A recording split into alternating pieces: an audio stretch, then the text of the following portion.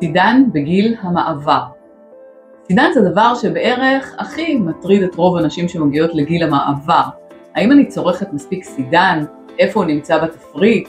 איך אפשר לדעת אם חסר לי סידן בגוף או לא?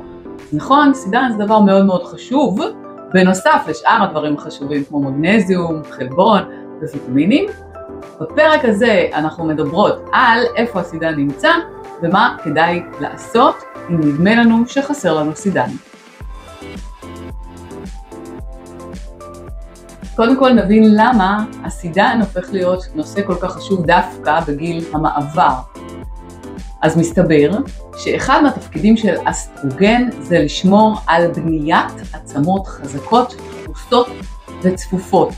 בגיל המעבר, כשיש לנו ירידה טבעית ברמת האסטרוגן בגוף, יש פחות בניית עצם, יותר פירוק עצם. אנחנו יכולות למנוע חלק מזה באמצעות הקפדה על תזונה נכונה. הדברים שהכי צריך להקפיד עליהם בהקשר הזה זה כמובן כמות הסידן שלנו בתפריט, אבל כמות החלבון חשובה לא פחות, כי הגוף בונה את העצמות לא רק מסידן, גם מחלבון וממינרלים אחרים, עליהם כתבנו בפרקים אחרים בספר. איפה הסידן נמצא? המקור העיקרי החשוב ביותר לסידן בתזונה שלנו, אין מה לעשות, זה מוצרי החלב. החלב עצמו, אבל כמובן ואפילו יותר גם בגבינות. גבינה צהובה במקום הראשון מבחינת תכולת הסידן שלה. בפרוסה אחת של גבינה צהובה יש בערך רבע מכמות הסידן היומית המומלצת. גבינות לבנות גם הן מכילות סידן, בסביבות 100-200 מיליגרם סידן לכל 100 גרם, אבל בריקוטה יש פי 5 סידן מבגבינות לבנות אחרות, בערך 500-600 מיליגרם סידן, מה שאומר שב-100 גרם ריקוטה יש כמחצית מהכמות הדרושה ליום. מה עושה מי שלא אוכלת מוצרי חלב? אז פה אנחנו יכולות לקבל סידן גם מטופו, מחלב סויה, ממוצרי סויה אחרים, גם קצת, לא כל כך הרבה, משקדים, מאגוזים, מטחינה גולמית מלאה, מברוקולי וירקות ירוקים אחרים.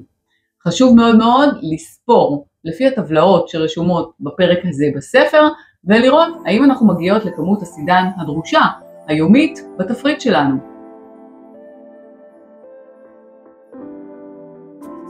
האם יש איזושהי בדיקת דם שיכולה להגיד לי האם אני צורכת מספיק סידן במקום להתחיל לחשב את התפריט? אז זהו שלא. בדיקת דם לרמות סידן בדם לא אומרות כלום על מצב העצמות. וזה למה? כי הגוף ממש צריך סידן לפעילות של השרירים, להתכווצות והרפאיה של השרירים ולתפקוד העצבים, מערכת העצבים והמוח, ולכן רמות הסידן בדם יהיו כל הזמן קבועות, אותו דבר. מה זה אומר? אם לגוף יהיה חסר סידן כי לא אכלנו מספיק סידן, הגוף ייקח סידן מהעצמות, כלומר יפרק את העצמות, וכל זה כדי לשמור על רמת סידן קבועה בדם. בדיקת דם לסידן לא תגיד כמה סידן יש לנו בעצמות, ושים לב לזה.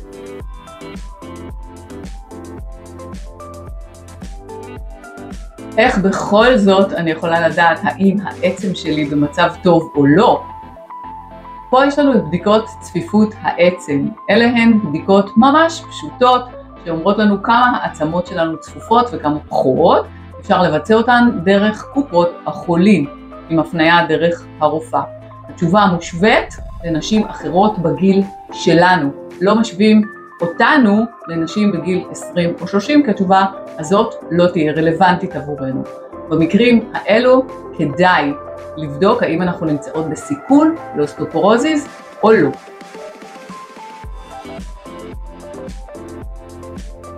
אוקיי, מה קורה אם אני בסיכון לאוסטאופורוזיס ולירידה בצפיפות העצם? ולפי הספר חישבתי וראיתי שאני לא מגיעה לכמות הסידן היומית הדרושה, אולי כי אני לא אוכלת מספיק מוצרי חלב, ובמקביל אולי גם לא שותה משקי סויה וגם לא אוכלת טופו. מה עושים? האם להיעזר בתוספים?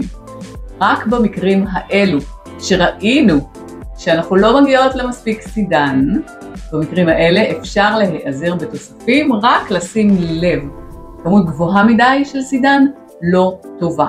צריך להגיע לכמות המומלצת, מה שיש לנו בתזונה, ולהשלים את הכמות החסרה בצורה מתונה על ידי תוסף.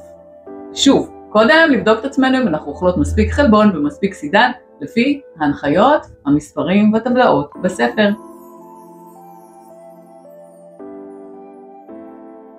אוקיי, ולסיום, קודם כל התפריט שהמלצתי עליו בסוף הספר בפרק האחרון, הוא כן תפריט שמכיל מספיק סידן, לא צריך לדאוג. לשים לב שפעילות גופנית סופר חשובה לשמירה על עצמות צפופות וחזקות. היא חשובה לא רק לשמירה על מסת שריר ושריפת קלוריות, לא רק למצב רוח שלנו, אלא גם לשמירה על העצמות. כל פעילות שאנחנו עושים מפעילה כובד ומשקל ולחץ על העצמות ונשמרות יותר צפופות ויותר חזקות. לא לוותר על פעילות גופנית גם בגלל הסידן והעצמות.